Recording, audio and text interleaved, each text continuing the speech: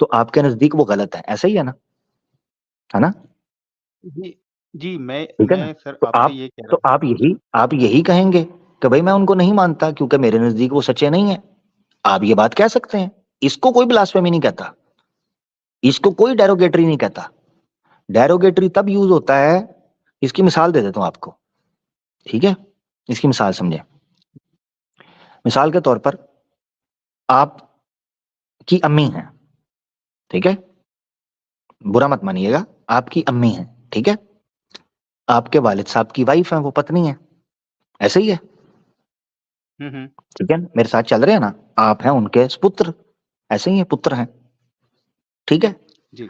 अब उन दोनों का एक पति पत्नी का जो धर्म के नियम के अनुसार या जो लीगल एक रिलेशनशिप है, उस रिलेशनशिप की वजह से आप इस दुनिया में आए, ऐसे ही है।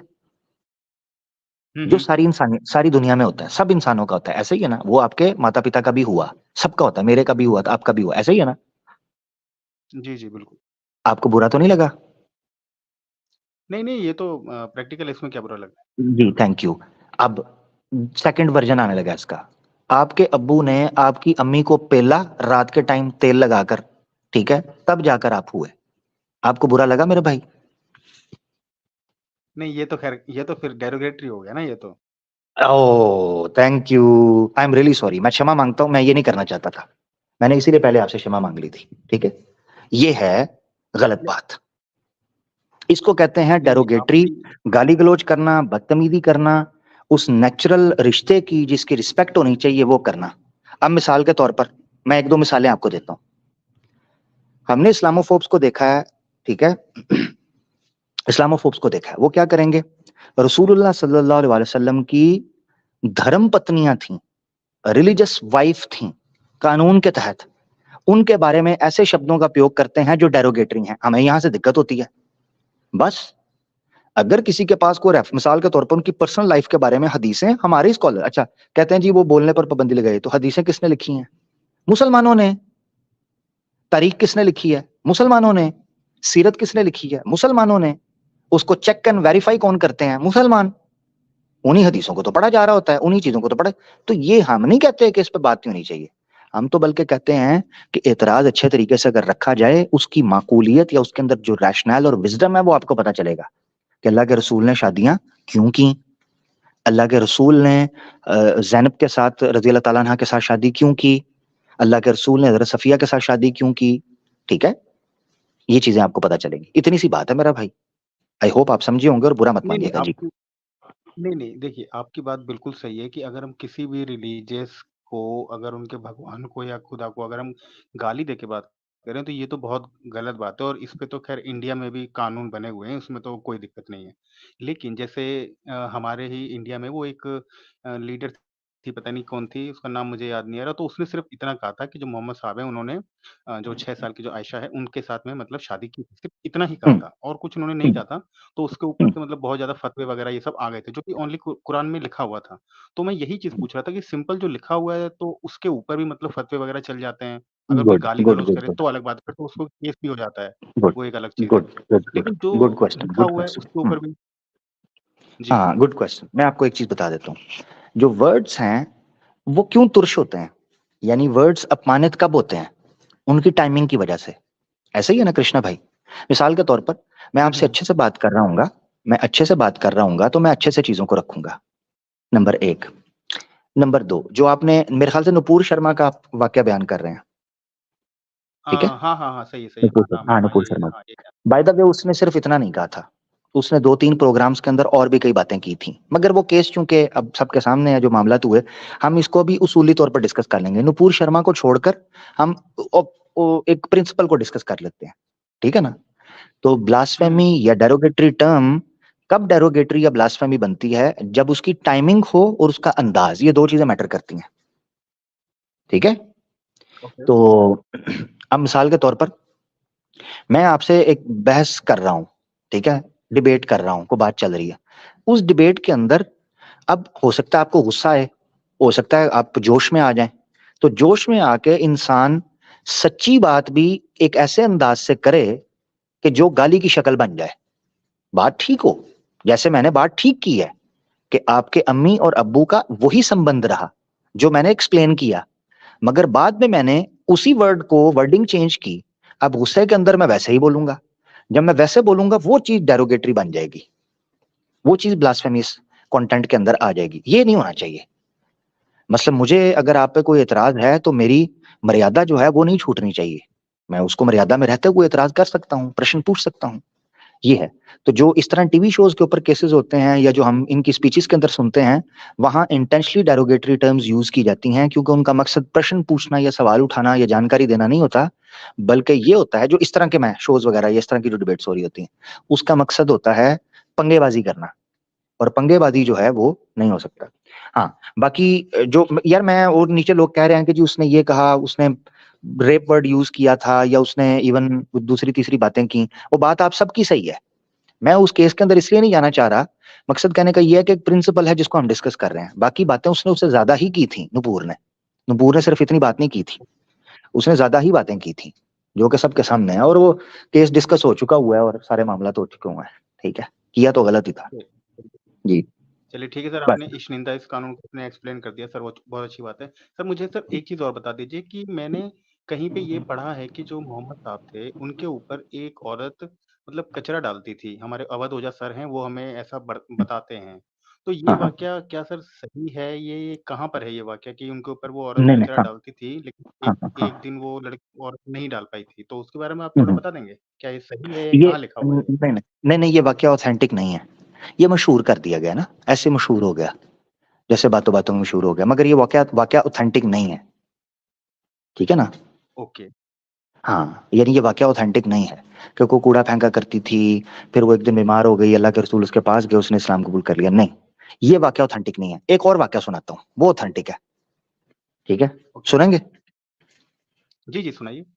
हाँ, रेफरेंस आपने मुझसे मांग लेना तो आपको सुना दूंगा। ठीक है, एक वाकया है ऑथेंटिक। वो वाकया ये है कि रसूलुल्लाह सल्लल्लाहु अलैहि वसल्लम इब्तदाई जमाने के अंदर तिजारत वगैरह किया करते थे, या दूसरे मामला के साथ नबूवत भी चल रही थी इब्तदाई टाइम में ना, नबूवत भी थी, और इसका जिक्र भी यासीन मजहर साहब ने अपनी किताब माशे नबूवत नबवी के मतलब अंदर किया। नबूवत नबूवत मतलब प्रॉफिट, सर नबूवत मतलब प्रॉफिटहुड, प्रॉफिटहुड। ओके, ठीक है ना। ओके, यानी आप प्रॉफिटहुड का आगाज अनाउंसमेंट हो गई थी, 40 साल के बाद आपके ऊपर वही आना शुरू हुआ, रेवलेशन। तो 40 साल से पहले की जो जिंदगी है वो भी लिखी हुई है, ऑब्वियसली उसमें आप ट्रेड करते थे, मर्चेंट थे, तिजारत करना, बिजनेस करते थे, सारे मामला थे। अच्छा, तो तो अल्लाह के रसूल पाक सल्लल्लाहु अलैहि वसल्लम एक दफा एक इलाके से गुजरे, एक जगह से। वहां एक बुढ़िया औरत थी, क्योंकि जारी बात है उस वक्त कैमरा वगैरह तो वीडियो वगैरह ये इस तरह की चीजें तो नहीं थी ना, तो लोगों की जानकारी नहीं होती थी कि कौन क्या है, बाय फेस नहीं लोग पहचानते थे। ठीक है, कई दफा नाम मशहूर हो जाता था, लोगों के फेस का नहीं पता होता था।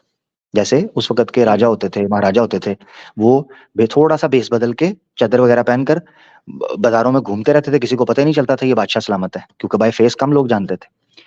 तो अब रसूलुल्लाह सल्लल्लाहु अलैहि वसल्लम ने जब ऐलान किया था, ठीक है, तो उसके बाद लोगों में चर्चा हो गया, बात फैल गई कि अल्लाह के रसूल पाक सल्लल्लाहु अलैहि वसल्लम आए हैं, कोई वो इस तरह अनाउंस करें भाई मूर्ति पूजा ना करो, ये चीजें।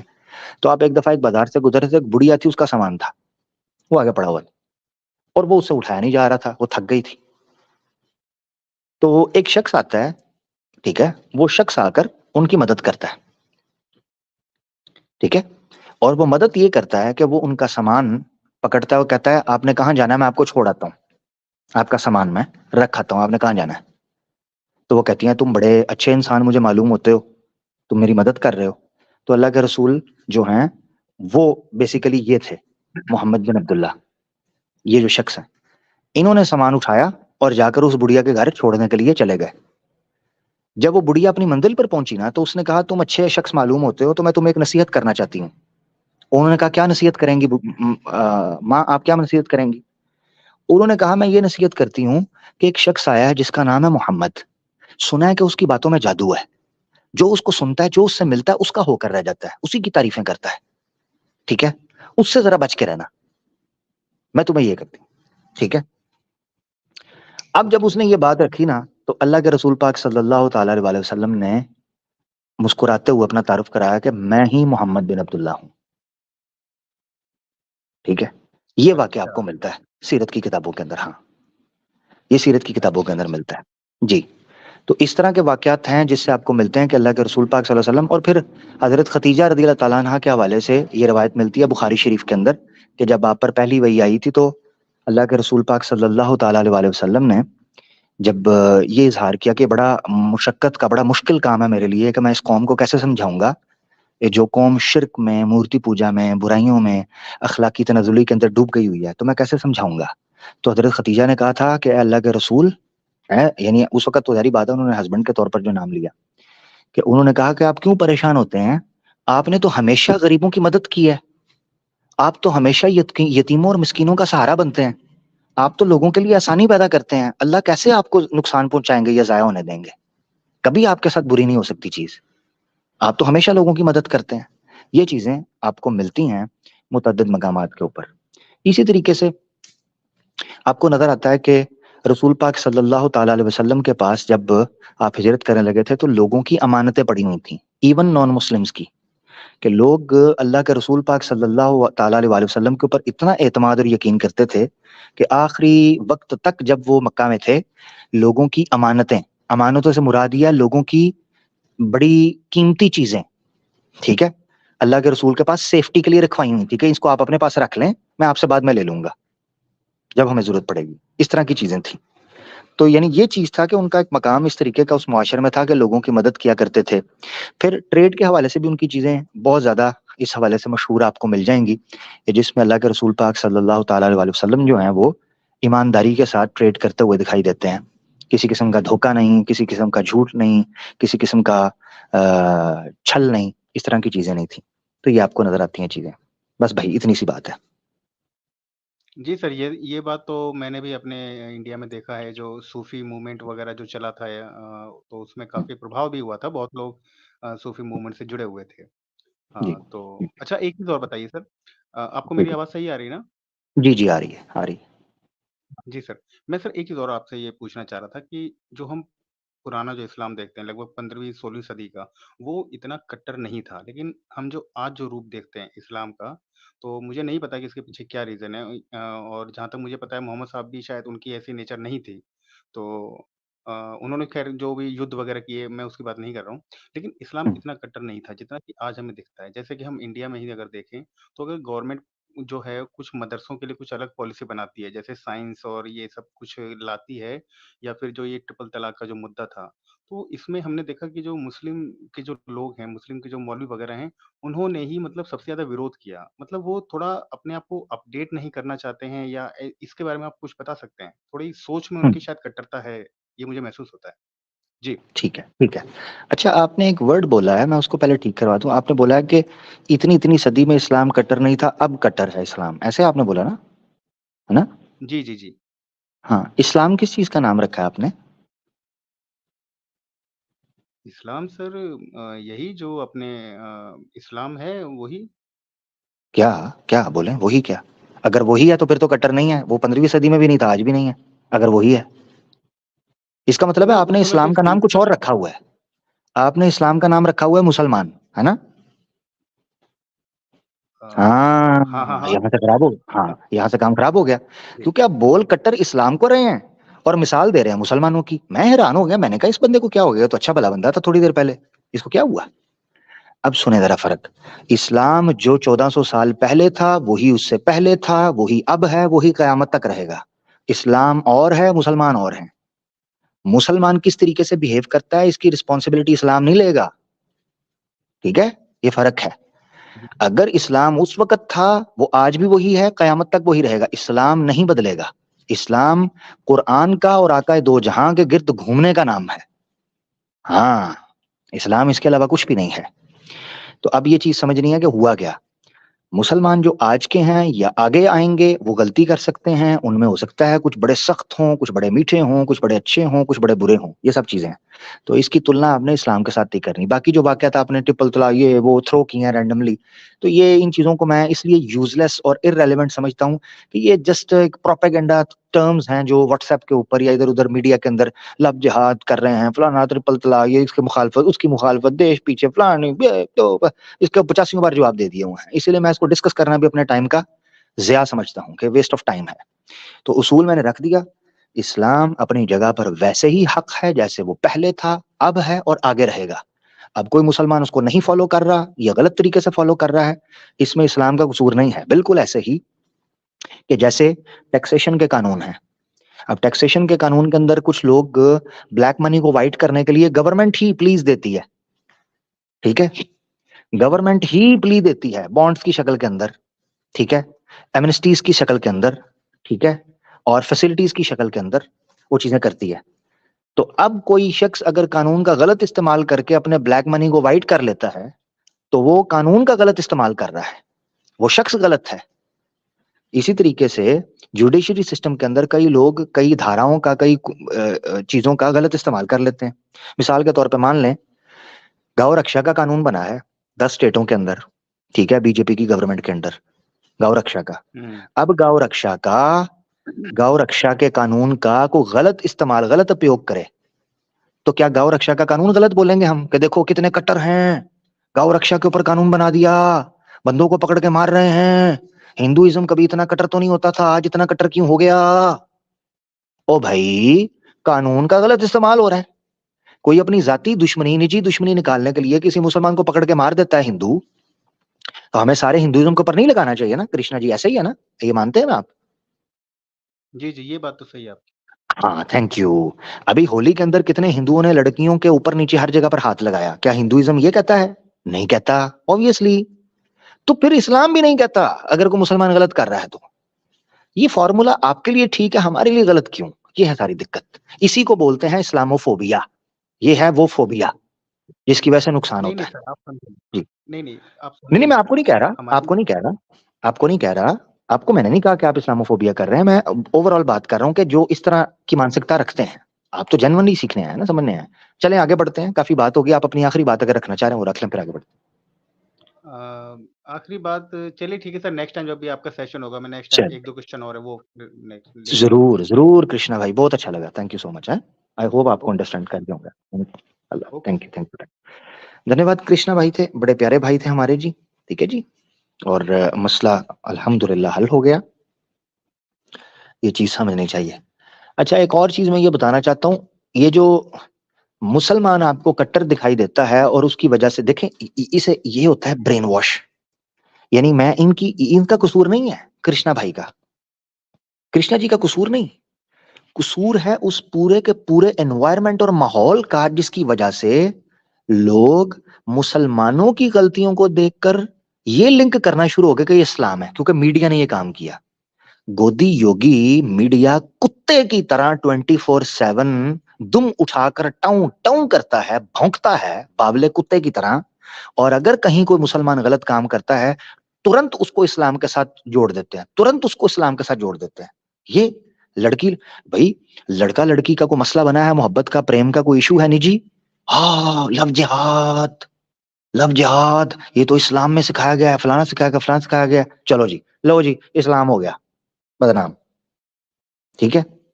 इसी तरीके से जनाब, कोई मुसलमान है, अगर वो कोई जो है ना, कोई बेचारा कोई गलत काम कर रहा है, अपने तरीके पर भूला भटका हुआ है, उसको पकड़ने की बजाय, उसकी इस्लाह करने के बजाय पूरी कम्युनिटी के ऊपर ब्रश फेर देते हैं।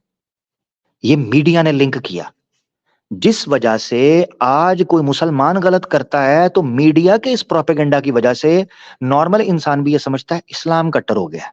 वेरी गुड, इस्लाम कट्टर है, इस्लाम ये बात करता है। खैर बहरहाल, हमारे साथ प्रियंका दीदी हैं, उनको भी ले लेते हैं। जी प्रियंका दीदी, कैसी हैं? आपका स्वागत है, खैरियत से हैं? जी, मैं बहुत अच्छी हूँ। अल्लाह सलामत रखे, अल्लाह आपको अच्छा रखे। जी, हुक्म करें, कैसे हैं?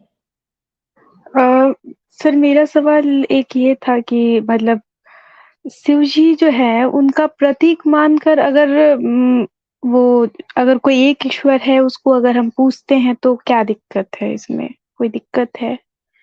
जी, दिक्कत ये है कि पिछली बार भी मैंने आपसे 2 सवाल रखे थे, आपको याद होगा, और मैं आशा कर रहा हूं कि आप मुझे उन प्रश्नों का उत्तर देंगी या आप खोजेंगी कम से कम।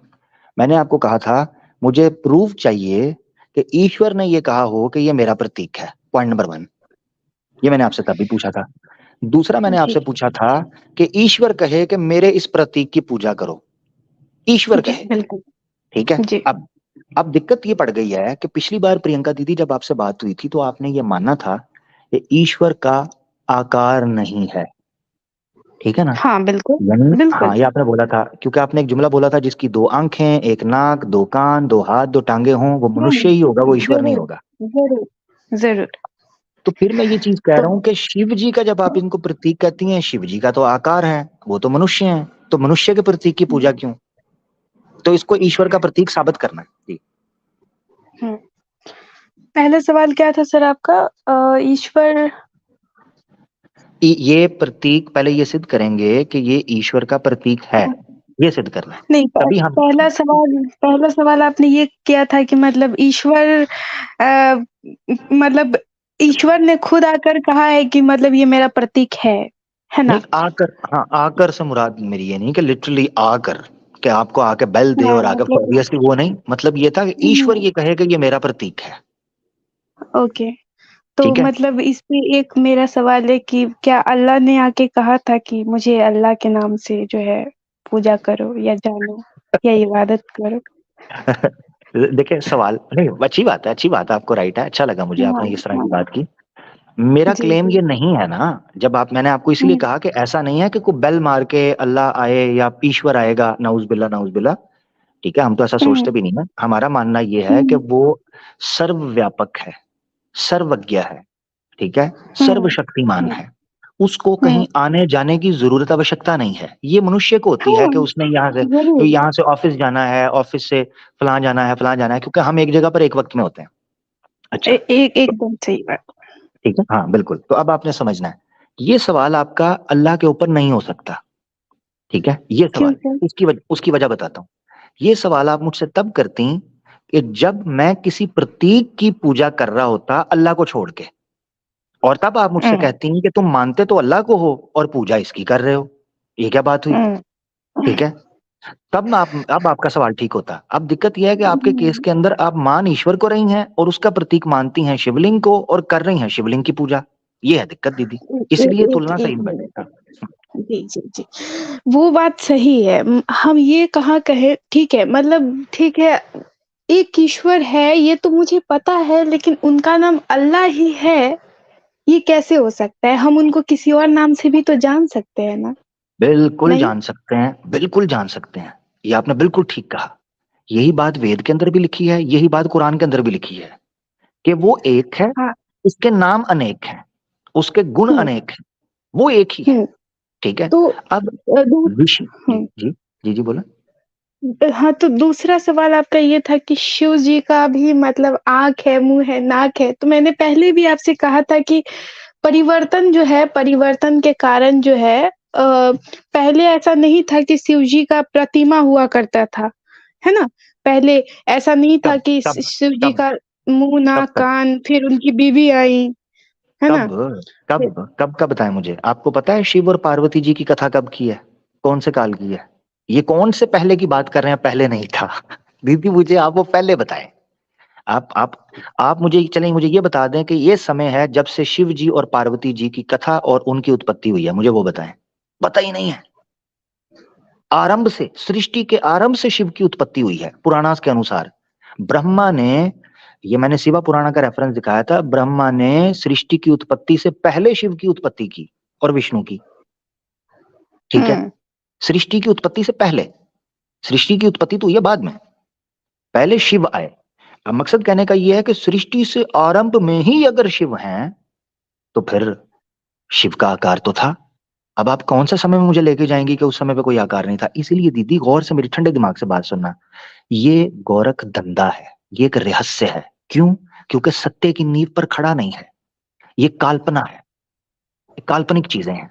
यानी ये मान लिया गया शिव जी ऐसे दिखते थे, वैसे दिखते थे, किसको पता कब से ये कथा शुरू हुई?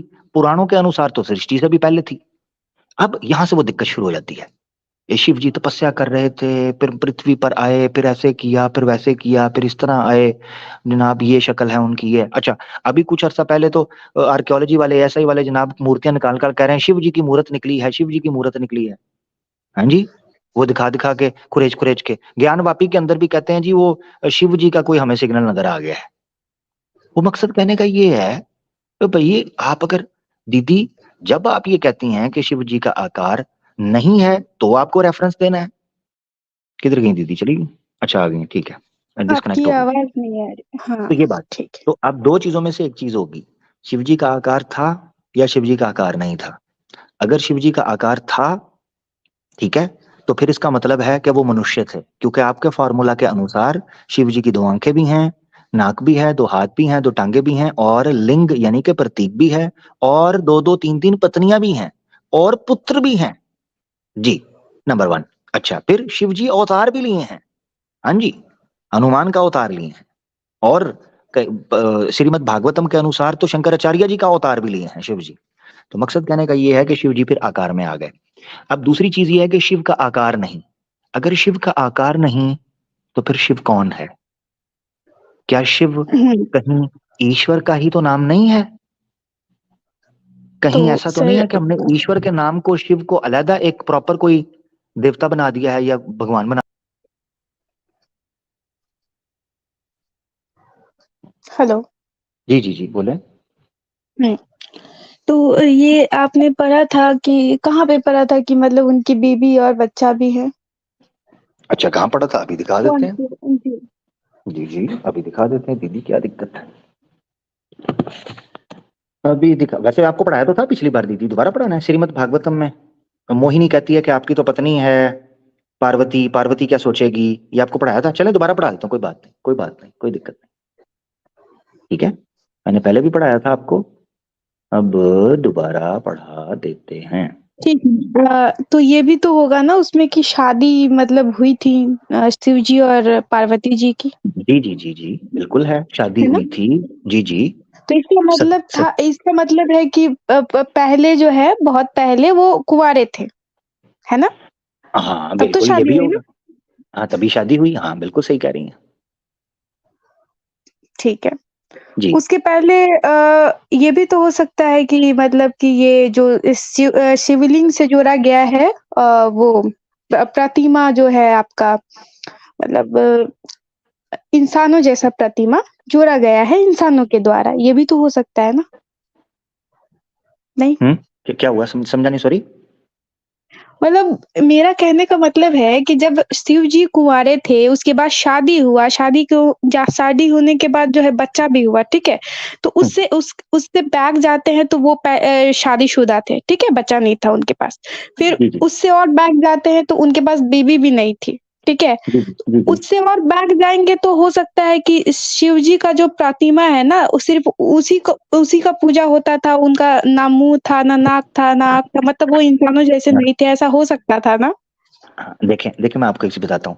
अगर हुँ। दीदी आप हो सकता है अनुमान पर, आभास पर, तुक्का पर, शक पर चीजों को लेकर चलना चाह रही हैं, तो दीदी मैं कभी भी आपको एज अ दीदी, एज अ सिस्टर, मैं कभी भी आपको ये रिकमेंड नहीं करूंगा। ये कोई चीज नहीं है कि आप ये चीज कहो कि हुआ होगा, ऐसा लगता है, ऐसा हुआ होगा, ऐसे कहा होगा। दीदी ऐसे धर्म पर बात नहीं होती। ईश्वर का विषय बहुत ही गंभीर विषय है।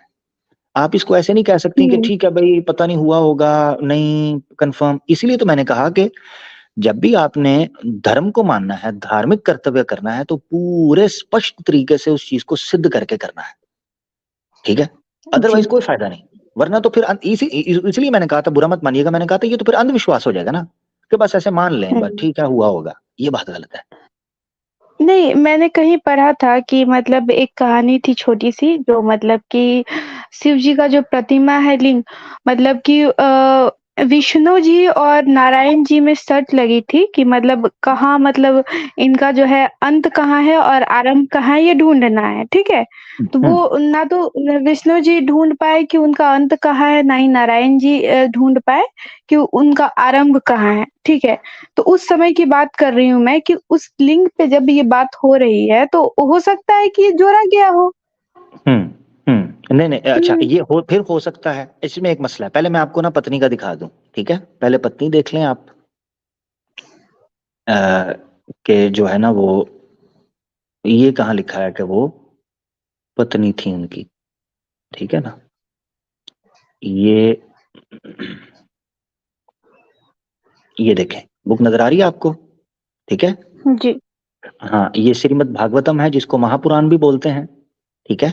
इसकी बुक नंबर है 8 और चैप्टर नंबर है 12। इसको आपने याद रखना है, ठीक है। अब मैं हाईलाइट करने लगा हूं जो चीज ना वो आपने पढ़नी है, मुझे पढ़कर बतानी है। किधर गई है?